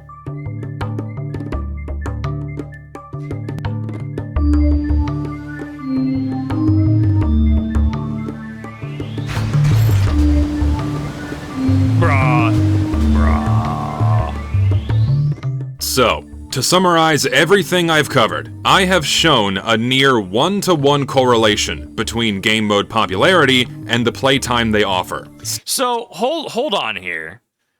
Why do we have the funny, how would you rate your match? Why do we still have that? It's not like Valve's listening. What are they polling for? Or is it just more work for them to remove the feature from the game, right? Because, like, what happens if there's a large movement, enough people have had enough, and every single match they just rate as you know, extremely dissatisfied? Like, I don't think Valve is necessarily taking in polls for this, right? Right? So why is that even a feature if we know the data isn't going anywhere? Like, it's built to get data, making it look like the lights are on for Oblivion's new player. Yeah, I guess. I mean, clearly I'm having to ask why this system's here if it doesn't do anything. So, yeah, I mean, clearly it makes it like seem like there's lights on. It makes it seem like it will do something. But, like, Call of Duty does it after every few games. Oh, dude, no. I'm so glad I left that games ago. I'm so glad my last actual, like, multiplayer game was Black Ops 3. I got the dual marshals on those. Like, I got bought new Modern Warfare 2. Played that for a bit on stream. That was interesting. But, like, no. I don't want Call of Duty asking how my game was. I feel like that's a bridge too far.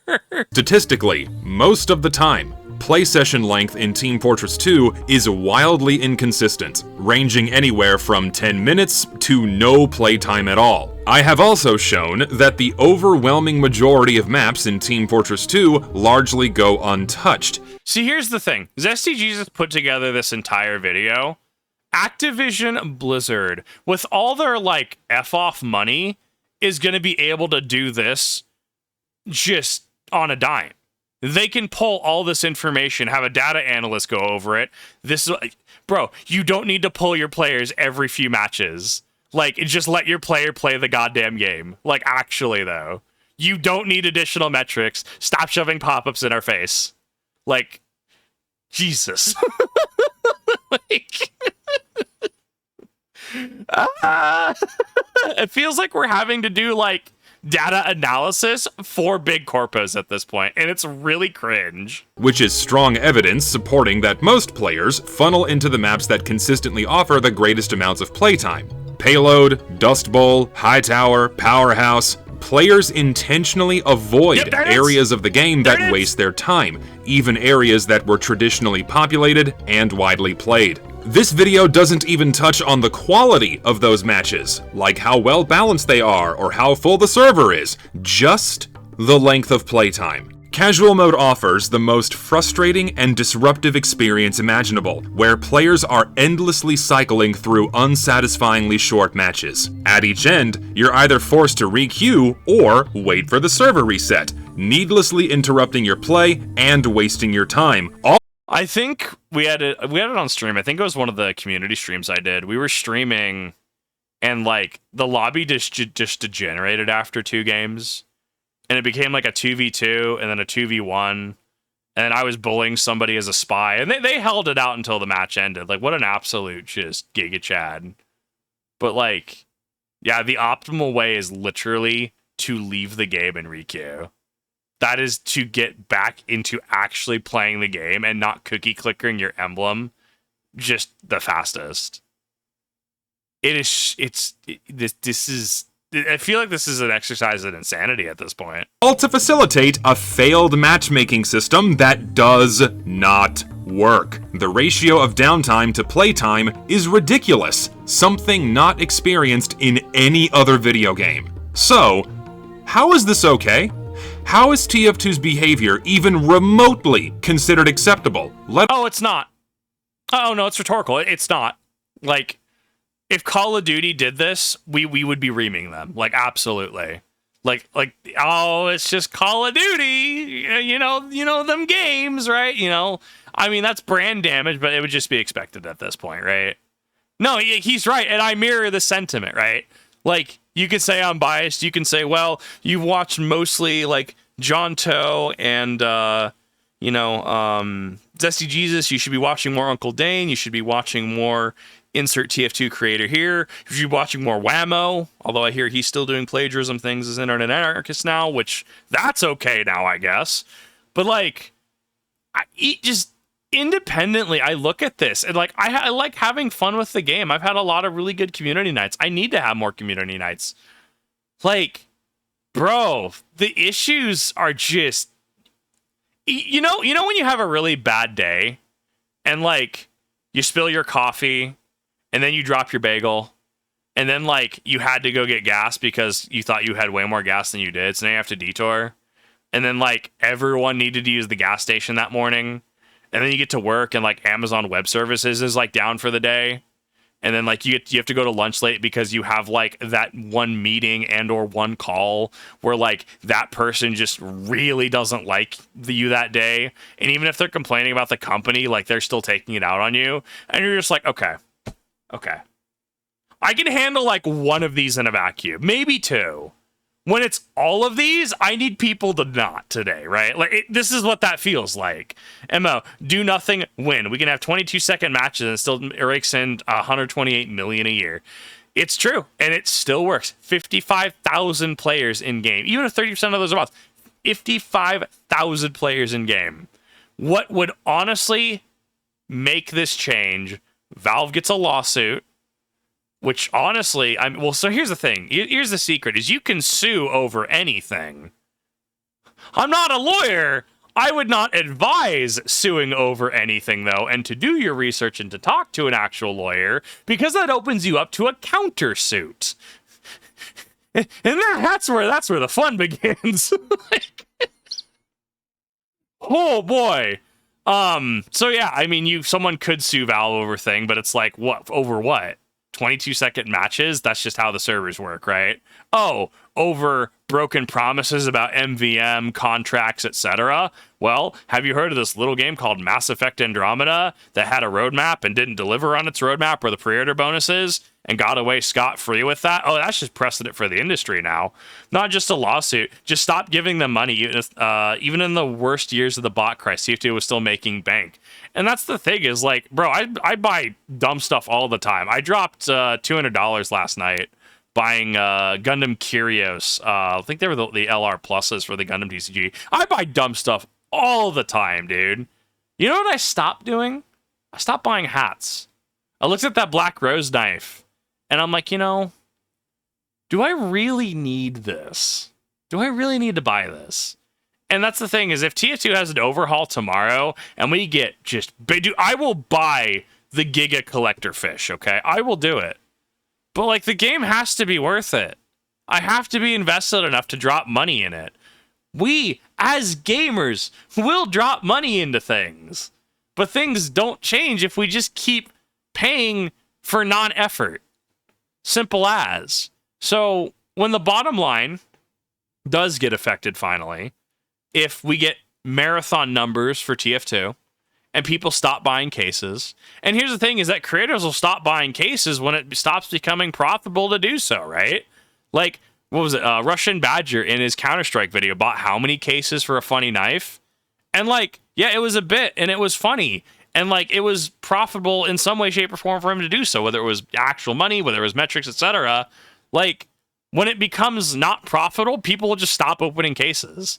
Yeah, tier 2, big money if we had quick playback. Exactly. Bro, the amount of people who would actually just give Valve money if they gave us quick playback, if they gave a damn about the game, like, they would make more money, which is actually really weird, thinking about like a company not wanting to make the most money, and that being kind of a paradoxical complaint, because most of the issues we run into are like corporations trying to like make the most money and value extracting super hard. It's such a weird departure from the norm. On esports back because my team won the it works. If you wanted it, like, by golly, have it. Go buy the funny jacket. Like, we will buy things. We'll buy dumb things. I mean, how many... I'm not getting a rant about Star Citizen. If someone enjoys Star Citizen, go for it, okay? Someone is going to go get the new Thor package. You have to write an essay to the Star Citizen devs on why you should be able to buy this package, as well as have access to the store where you have to have spent like $1,000 already. Bro, we will spend money on stuff. You just have to provide at least the bare minimum. And that's what's not being respected here. alone tolerable. Imagine if any other games behaved like this. Overwatch, Marvel Rivals, Counter-Strike, Siege, you name it. Just try to justify TF2's behavior in those games. Just try to explain to those players. Yeah, it's totally normal that when you queue, you could be playing for 10 minutes, 2 minutes, or not at all. You could be playing in a full server, or a half-empty server, or a completely empty server. Or a server full of bots. Teams could be the same size. The Odin essays were golden. I need to see if some of those have made their way to the net. I heard about it and everyone was going. I watched the Kira TV bit on it, but like, no, that was an actual thing. Is like to get to the Odin thing, the funny. I think it's a frigate, like just massive ship. You had to actually like write an essay to Star Citizen. And to be part of the funny club where you get the secret store. Like, just, oh, dude, I need to see if those have made it to the internet. Those are going to be just wonderful to read. Or uneven for minutes at a time. You want to play on a map you like, including maps that have been in the game since launch? Well, sorry, chances are you're going to be waiting around indefinitely for games that do not exist. Do you think that would fly in any other video game? Hell no. It'd fly in Call of Duty. We keep saying it, but you know what? Call of Duty could do this, and I feel they'd be... See, I say that. I think Black Ops 7 really hurt them. Like people still play it, obviously. But for the Call of Duty players to stop playing Call of Duty, go over to Battlefield 6 and ruin Battlefield 6 because now we have, like, you know, Call of Duty movement tech. Bro, Black Ops 7, whether... people want to admit it or not, that was a big black eye for them. I can't wait. I can't wait for Black Ops 6-7 or whatever they're going to release next. I can't wait. Oh, if you even tried to justify this to any other player base in any other game, you would be laughed out of the room. No other games of roughly equal size, popularity, and certainly not profitability come anywhere close to TF2's level of dysfunction. Because if they did, players would complain, stop spending money on it, and leave. Unfortunately, TF2 remains in this bizarre position where whatever problems it faces are hand-waved away by the very vocal fans, let's call them. This is because TF2 is not only a Valve game, but also a neglected Valve game, which allots certain privileges that no other games have, at least not to the extent that Team Fortress 2 has them. Instead of players banding together and demanding something be done about these objective problems that hurt the game, the logical, reasonable thing to do, disappointingly, all too often, the solution for TF2's problems is either pure apathy or ignore the problem, attack and mock the people that bring them up, and hope that Valve starts behaving like 2010 Valve when they were still game developers. So that latter one, you know what that latter one is? The latter half of that? Because the apathy is just people move on, right? If a game doesn't respect your time, guess what? I'm going to go play a different game. How many times have we played a game and it's like, well, Helldivers nuked everything again. They just nerfed everything. Guess I'll go play another game until they unnerf stuff, right? How many people have done that? A lot of people, let's be honest, right? Or, you know what? This progression is just awful. Insert whatever game here. And then you leave for a bit and they're like, then they course correct and they, you know, boost up rep gains, etc., right? That's just normal, right? That we are spoiled for choice as gamers, and that's not necessarily a bad thing. If a game isn't going to respect your time, guess what? Don't play the game. Like, I'm kind of perma-sub to Final Fantasy 14 because I have an FC house that I own, right? But it's like, yeah, if I need to take a break from 14 because of the grind, that's fine. If I'm having issues because of, you know, like with Arcadian, the final Arcadian tier, whereas it wasn't DDoSes, there was something going on with the node they were using in LA, I think. I can't remember what all the details around it, but like the connectivity was just awful. If the connectivity is going to be awful, if you can't physically play the game, guess what? I'm going to go play something else. I have a Nintendo DSi XL right here with Pokemon Black 2 in it that I could open right now. Pocket Analog with Pokemon Fire Red sitting on my desk as well. Guess what? I could go play that right now. I could open a RuneScape in my second monitor. I have things that I can play. So the apathy part of that is explainable very easily. People just move on. It's not worth their time. The second part of that, the mocking, the belittling, wanting Valve to be 2010 Valve, to me, when we look at the bottom line, that tells me that there's a vested interest, whether you have, you know, expensive hats, expensive unusuals, expensive war paints and emotes. That tells me that would be a portion of the audience that has a vested interest in keeping the status quo, in keeping their investments, and I'm going to use that word, investments, keeping their investments like in a safe spot, right? In a safe place. That's what that latter one tells me. TF2 is old. Just move on. Just re-queue again. Just don't play on all of those maps. Just be grateful that Valve hosts servers at all. Ah, yes, Valve, with their gilded reputation, can do no wrong. So clearly it's the players' fault for engaging with their game incorrectly, or at all. So remember, Valve had a forced arbitration policy before a lot of these big corporations.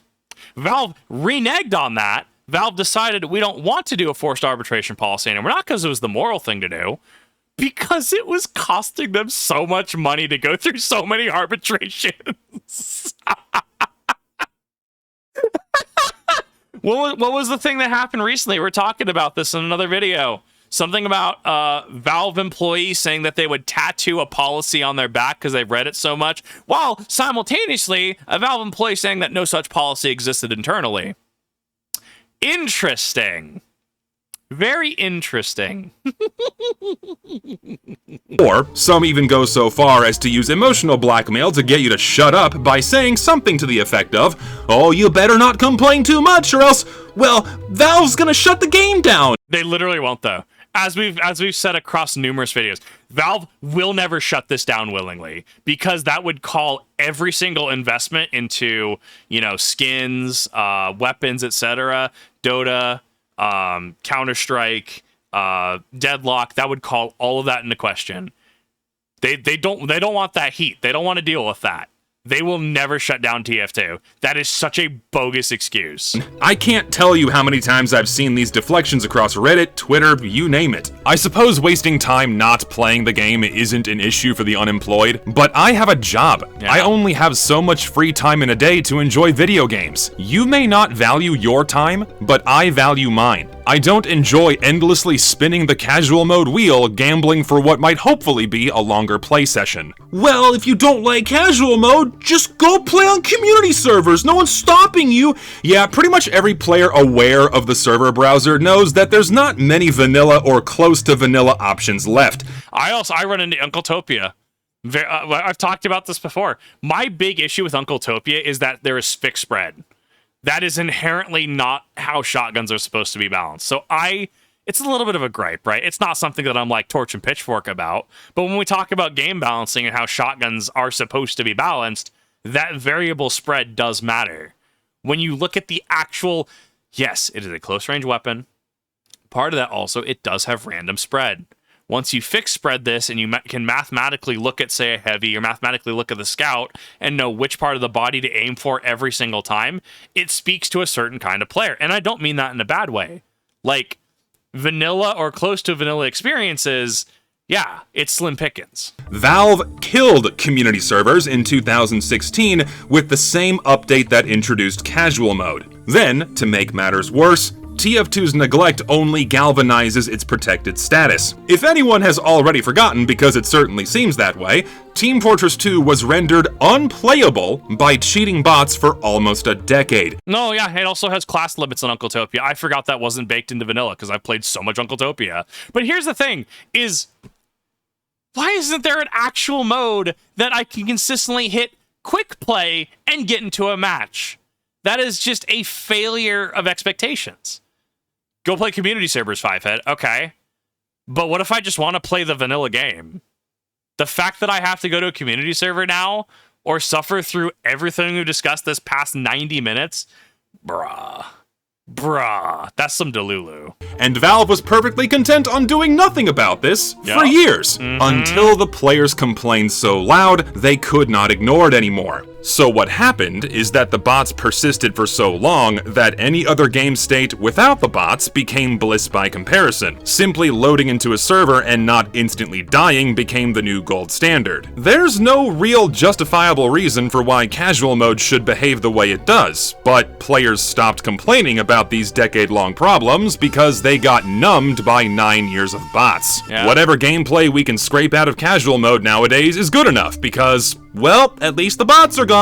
It is insane how all of that worked out in Valve's favor. It was so bad for so long that just loading into a server is good enough now, if you're lucky. The map is changing! The map is fucking changing! Oh yeah, no, I just saw that happen! What the fuck? Listen, So I actually have an interesting take on this. So in the same vein as they will not shut down TF2 because it affects the other economies, esports is on the decline, as I understand it. I don't have objective metrics to prove it. I've heard it's on the decline. As soon as it becomes not profitable, or in some way, shape, or form, just not advisable to continue with, say, Deadlock or Dota, or even Counter-Strike. Let's say they just stop hosting as many tournaments, not altogether, just as many tournaments, right? Do you think that would impact that as well? Do you think that would show it'd be seen as like Valve blinking? Do you think this would be shown as, oh, this game is now going to go the way of TF2? Because whether you like it or not, and here's the thing, right? Whether you're from TF2 Reddit, whether you passively play the game, whether you actively play the game and love the game, right? Maybe you've made submissions and maps and warpaints and stuff. Team Fortress 2 is precedent for what Valve can and will do when something it doesn't make sense for them to do anymore. Remember we had the Steam Link? Remember that little box thingy? We had that. We had how many Valve? We've had a few Valve products that have kind of gone defunct, right? The new Steam machine, whatever Valve PC thing, that kind of got foobarred by RAM pricing.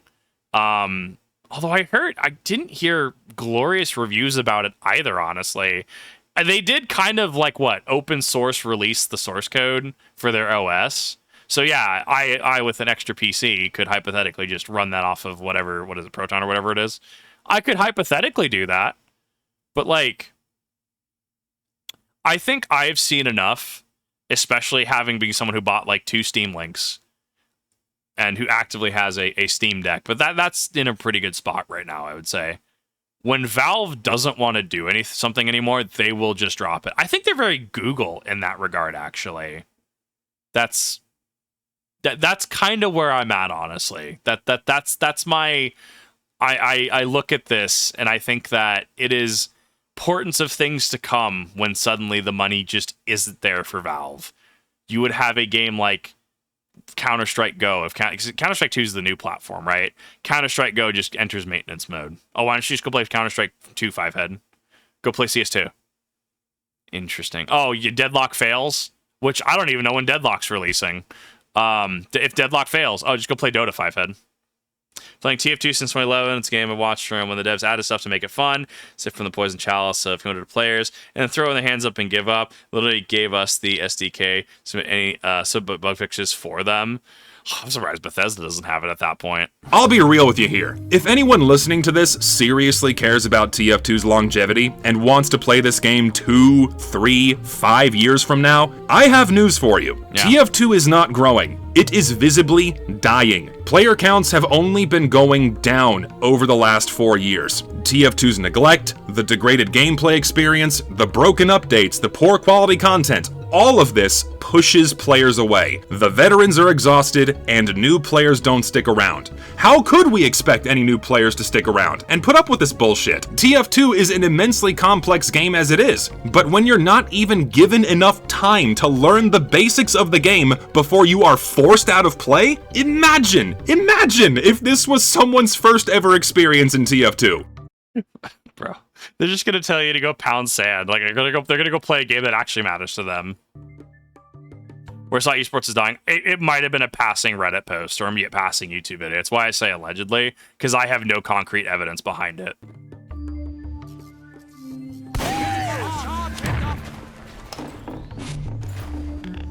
I love this reflection point. big silent edit. Oh my god. That would actually piss me off as somebody who likes playing engineer and getting my builds going. That breaks my immersion like no other. It's just slap to the face, you have to stop building now. Because bro, I just started the game. Norm, this happens all the time. Imagine the confusion. What just happened? Is my game broken? Is this normal? What's going on? Why would anyone in their right mind in this massive market of free-to-play games ever want to stay? I mean, nobody should be playing Apex, though. Especially because, the whole... What's the argument that's been pitched? oh, excuse me. The argument that's been pitched is something along the lines of like, oh yeah, go and support Apex Legends if you want a Titanfall 3. Yeah, how did that work out? How did that work? Twice now. Didn't they try to do Titanfall 3 twice? Like, yeah, we knew it was in development, they got canceled, and then it wasn't in development again, and then got canceled. So all the Marathon players just like, go support Marathon if you want a Destiny 3. You have no idea what you're talking about. You have zero understanding of what you're talking about. Like, actually, though. Yeah, like, go support other thing for thing. No. So I would say that, yeah, nobody should be playing Apex. I don't think that the quality is there. I tried the tutorial once. And even then, like, Baka, one of our mods, used to stream over on Mixer when that was a thing. He was really good at, like, very early Apex. The movement system is night and day from when he played. He will never go back to Apex. Apex is nothing like Titanfall 3. It's not even similar. But that's the thing that people were saying is, if you want to get a Titanfall 3, go support and play Apex Legends, so that way it incentivizes them to make a Titanfall 3. That's the argument. That argument does not work. But I don't know, the Marathon players think supporting Bungie is going to get us a Destiny 3. Support Marathon, okay? But I want to play Destiny. I don't want to play Marathon. Well, you have to play Marathon to support this. You can tell I'm still a little salty that Sony pulled the plug on that. In fact, actually, I have to go find it. I found an Xbox copy of the Steelbook and the Osiris book thing, collector's edition, yesterday for like $24. I bought that. It is the antithesis to everything Sony is right now, and I love it. Wonder why this game doesn't grow. It's a miracle any players stick around at all. TF2's current management is not sustainable. Its current behavior is unacceptable, especially from a multi-billion-dollar company. For those of us who still care, it's time to act. We should not be complacent with a broken game. There is no serious argument in favor of how TF2 currently functions. As one of the most successful titles in gaming history, with tens of thousands of players every single day to this day, that Valve still offers is playable and monetized, earning them tens of millions of dollars a year, TF2's dysfunctionality is downright pathetic and should no longer be tolerated. It is long overdue for real, tangible, meaningful corrections. Corrections that players have been asking for since 2016. Corrections to changes that no one asked for, that no one wanted, after the worst update in TF2's history made the game no longer respect a player's time, nor a player's agency. Before signing off, be sure to go check out Last Flag while it's 20% off using my link down below. But where the hell do we start with this, man? What the fuck are we the players supposed to do about the miserable state of TF2's gameplay? Here's the thing. I'm going to be honest, I didn't even intend this. My initial answer was, you just don't play. And then I remembered, oh yeah, he had that 3-hour video, which we turned into a 7-hour reaction of TF2 you will not play. I kid you not, I didn't even think about this until I was literally just saying this. The answer is just to not play. You're not going to play the game. Your queue times are going to be awful. It's not the same Valve as it was in 2010. Like, bro, like, you will not play. Like, it just comes full circle. Genuinely. Like, what do you do with TF2? You don't. You hop on, you play for, like, a game or two, or until you get frustrated that your time is being wasted by a queue system in casual that just doesn't work. I don't know where the actual esports scene is at. We have a ranked mode. I would assume Valve runs TF2 events like they do Counter-Strike, like they do Dota. I would assume they do, because why does the ranked mode even exist at that point? So, yeah, the answer is just not to play. The answer is to sit on your funny hats, sit on your moats and stuff, do economy things, and then sometimes hop on to play with funny hats and stuff. But it's kind of like yeah, this was pretty good. I had fun playing this for a couple hours today. Now I'm going to go play other things. You literally are incentivized not to play. Like, that's kind of wild to think about. Another hashtag, another movement. It always seems like we need YouTubers to rile up the players to get them to realize the massive glaring problems staring at them in the face. And as always, it's going to be quite an uphill battle, as it is when dealing with any other AAA developer. But this all starts with 3 simple words.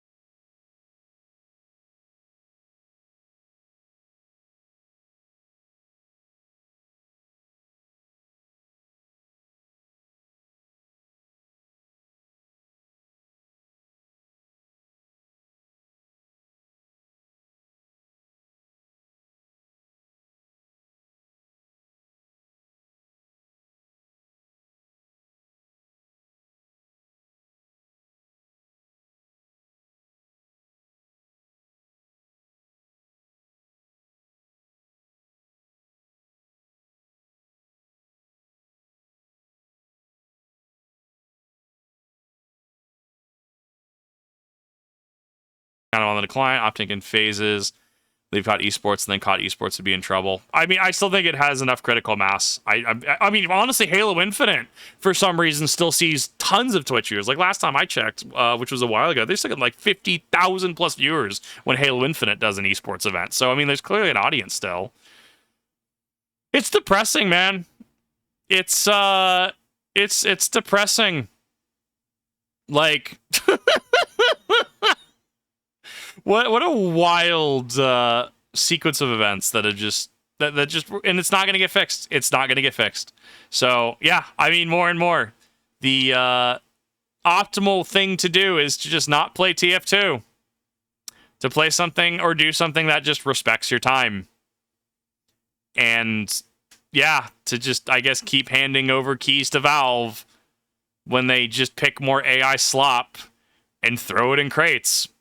And they don't even have to put the AI label on the game because it's from the workshop. And that's what their policy says they can do. Yeah, methinks something smells. Smells worse than a collector fish that's been sitting in someone's inventory for the past 7 years. But yeah, let me know what you think. Let me know if you're tired of the same talking points, because I'm sure tired of the same talking points. But you know what? At least someone's saying the talking points. And we can kind of come to an agreement of like, yeah, if this was any other game, this wouldn't fly. Like, come on, Valve. Like, feed the hamster, get a second hamster. Let's get the ball rolling. And inevitably, when they don't, I mean, it sucks because there's a genuinely great experience here. Experience quick play and Zesty servers. That is fair. But yeah, let me know what you think. I thought this was a really good video. Hopefully you guys did as well. As always, links are in the description down below. I do recommend that you go ahead and check out the original video as well as Zesty's channel. But yeah, I heard that I was noticed in the Zesty Jesus Discord, and people were curious what I thought about Payload is King. I think Payload's a good game mode. I have a generally good time anytime I play Payload. At the very least, it feels like I can actively play the game. Which is more than can be said about other matches, and I think this brought up some very good points. But thank you for watching. See y'all in the next one.